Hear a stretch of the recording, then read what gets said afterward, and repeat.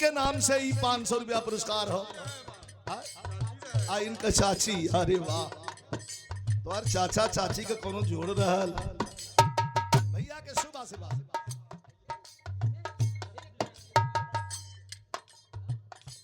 अरे देखा है मेरे संदीप यादव, क्या कहना है। हजारों रुपए का पुरस्कार, शुभ आशीर्वाद, दीर्घायु हो, चमकते रहे, चलते रहे, करते रहे, विश्व गुरु भगवान की कृपा बनी रहे। एक लाइन और गीत में हो भैया, सुरेश भैया, दुल्हनिया कहत बा,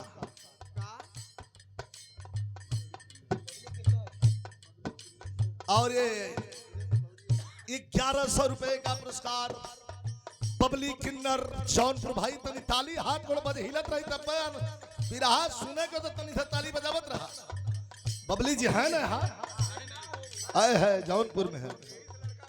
और 1100 रुपया पुरस्कार दिया गया है, मैं उनको भी प्रणाम करता हूं।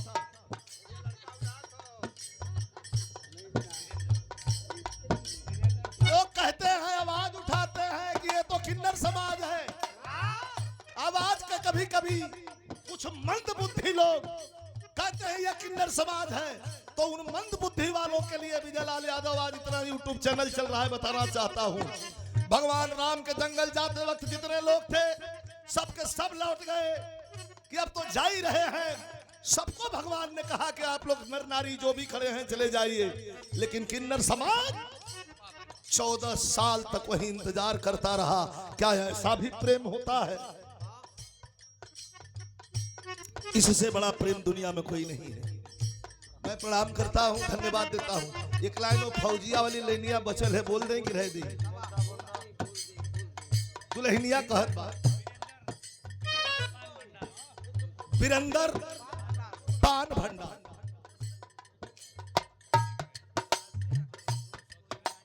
अच्छा, सुभाष यादव रोज को लिया जाला, कहां से? खमरे खरे जा पचड़ दी बा, उतरा लो भैया के द्वारा।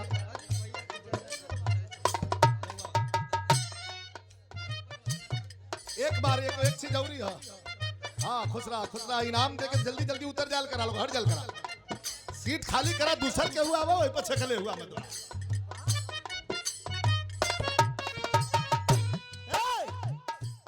दुल्हन का हाथ पाले जाके अपना सहेली से आगे मोहब्बत का लगौले रहे लग, लेकिन एक शिकायत, परदेसी पिया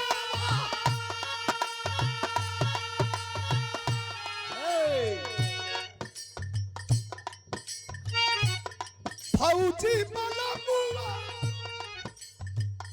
हवन बड़ा साथी फौजी मलमुआ हवन बड़ा साथी।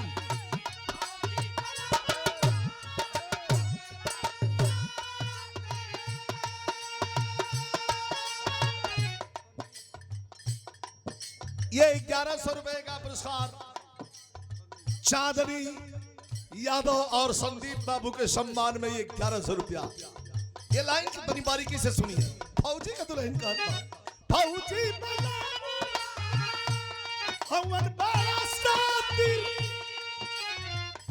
लागत बाकी छुट्टी लेके अइले वही खाती अइले वही खाती।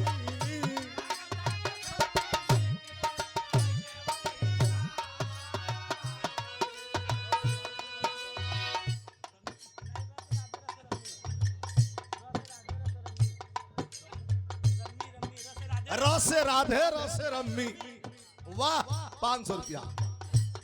ए रुचि लागता कि छुट्टी लेके अइले वही खाती। एक और बताओ था फौजी का दुल्हन, अरे दिन भर के वारी,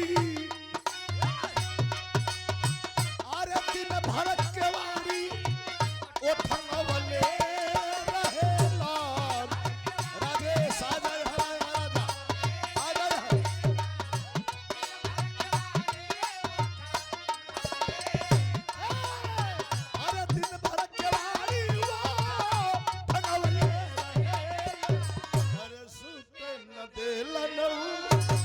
सूत न देलन सूत न देलन जगले रहे।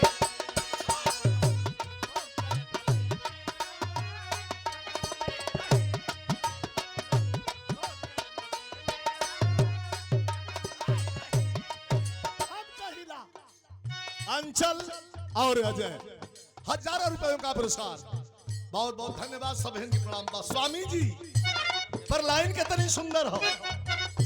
परमहंस रहिया परमहंस रहिया निहारत रहीला परमहंस रहिया निहारत रहीला। हर चरण सद्गुरु के पखारत रहीला।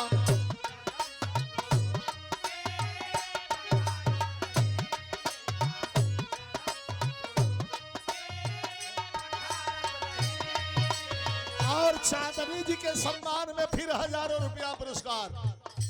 हमारे सुरेश जौनपुरिया क्या कहना है भैया के धन्यवाद। और एयरफोर्स के फौजी रमेश यादव लेह से लाइव देख रहे हैं। आप देख रहे हैं फौजी भैया रमेश भैया, मैं आपको सलूट करता हूं और पूरी टीम की ओर से आपको बहुत बहुत धन्यवाद। एक लाइन बड़ी सुंदर कैसे गुरु के नाम में शक्ति।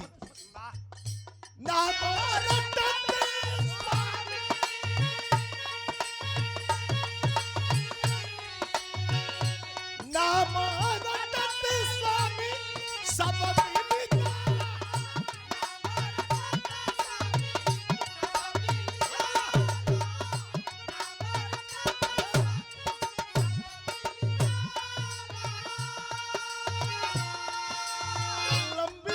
चल रही है चांदनी जी। ये बहुत लंबी पारी है, 40 की पारी है ये, लेकिन महसूस होता है कि अभी काल ही तो शुरू किया हूं। ये शक्ति है कोई।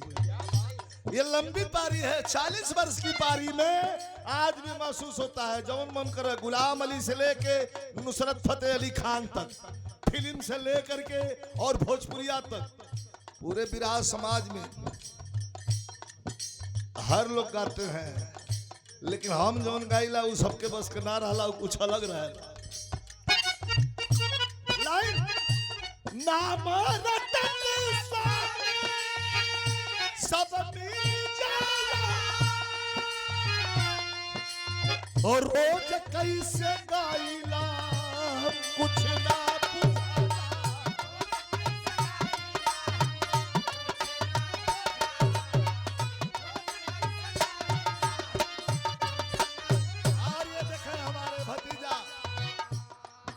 संदीप यादव जी, अजय विश्वकर्मा जी और चांदनी यादव जी, हजारों रुपयों का पुरस्कार।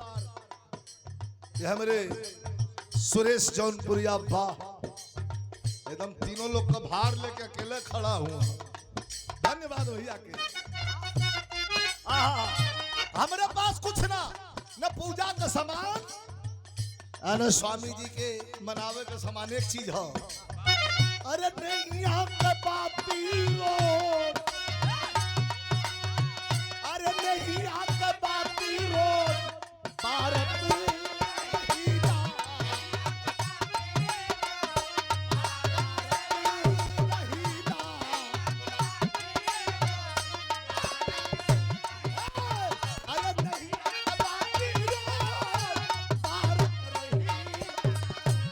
सद्गुरु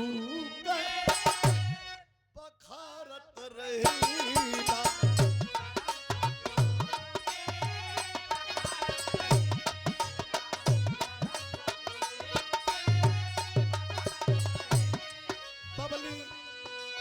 बबली किन्नर, संदीप यादव जी, चांदनी किन्नर और अजय विश्वकर्मा। वाह, कई हजार रुपयों का पुरस्कार दिया गया। सुरेश जौनपुरिया को धन्यवाद। तनी सा लाइन रखे जो वायरल भाई लाल एक लाइन सुन ले।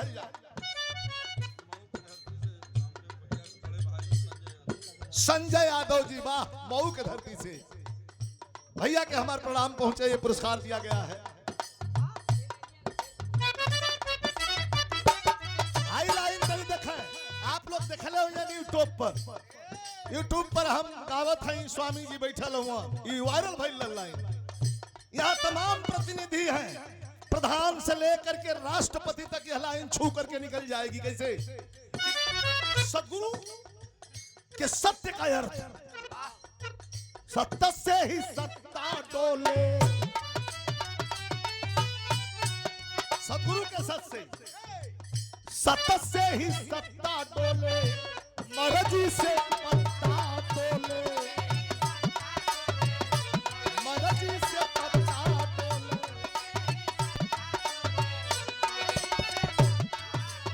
अरे सत्य से ही सत्ता डोले, मर्जी से पत्ता डोले। जानला जहान सद्गुरु, जानला जहान सद्गुरु, जगत के दाता हुआ।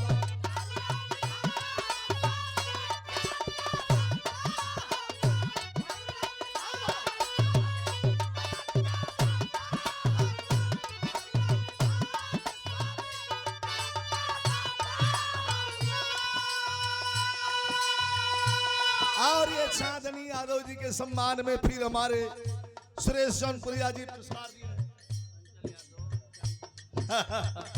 और हमारे छोटे भाई अंचल यादव जी और अजय यादव जी हमसे श्याम स्टील इंस्टीट्यूट से ये पुरस्कार दिए गए हैं 500 रुपए का। बहुत बहुत प्रणाम, सब भैया के प्रणाम।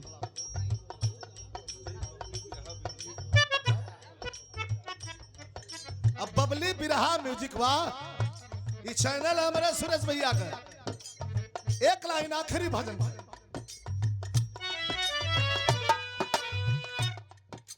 प्रेम क्या है,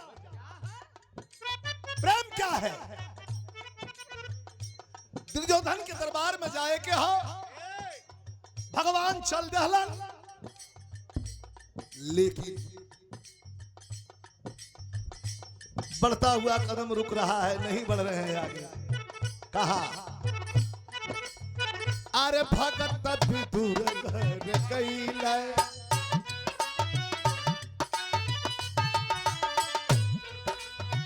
अरे भगत विदुर घर कैला, प्रेम से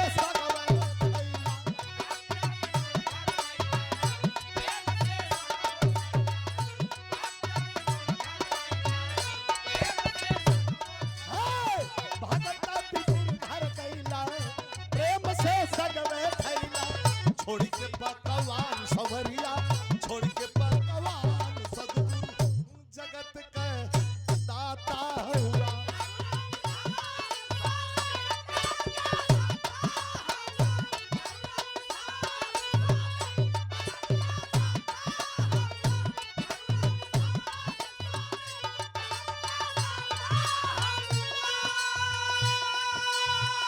वंदना भजन का आखिरी लाइन,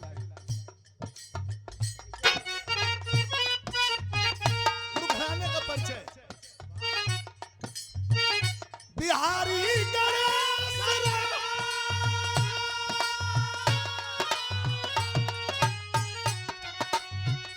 बिहारी गणेश लाल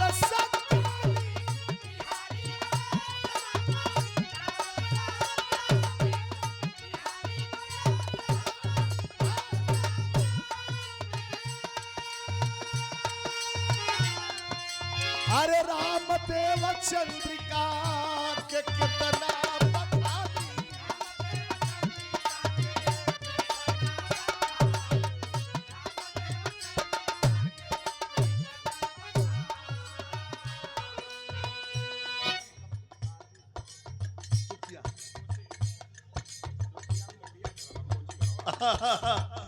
और आशीष भूसा मंडी ग्राम सभा कोची और भूसा मंडी डुबकिया, आशीष भैया के द्वारा ये 25 भैया बोला मत हो 2500 रुपए का पुरस्कार देकर के मान बढ़ाया गया है।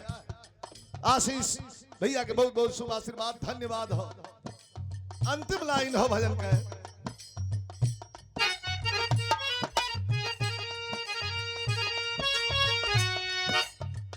रामदेव चंद्रिका के कितना बखानी, अरे विजयी डहरिया, विजयी डहरिया, अरे निहारत रही चरण, हाँ चरण स्वामी जी के, अरे पखारत रहे।